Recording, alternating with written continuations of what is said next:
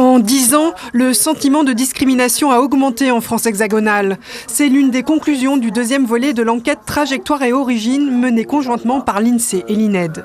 Des injustices quotidiennes fortement ressenties par les ultramarins de l'Hexagone.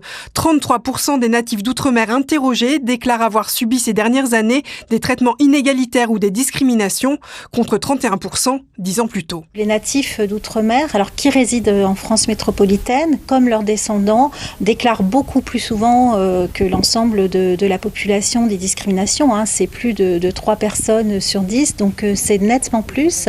Et on a une légère hausse pour les natifs d'outre-mer qui résident en France et à l'inverse, une légère baisse pour leurs enfants. Peut-être qu'en vieillissant, ces descendants d'originaires de l'outre-mer ont amélioré leur position et sont moins exposés à des discriminations, c'est possible, et donc du coup ils en parlent moins, puisque c'est très relié aussi au cycle de vie, c'est-à-dire qu'on a un niveau de discrimination qui est assez fort entre 18 et 30 ans, parce qu'on sort de l'école, on va chercher un premier logement, un premier emploi ou un deuxième emploi. Principale raison avancée de ces discriminations, la couleur de peau et l'origine géographique. Si ces causes sont toujours d'actualité, un autre motif s'est largement imposé ces dernières années, le sexisme.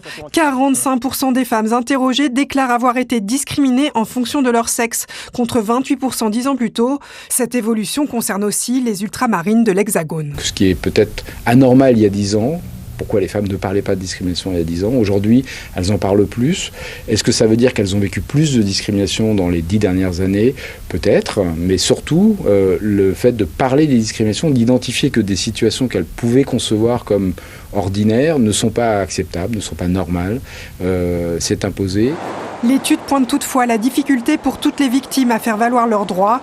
Seuls 2% des personnes discriminées en raison de leur origine ou de leur sexe portent plainte.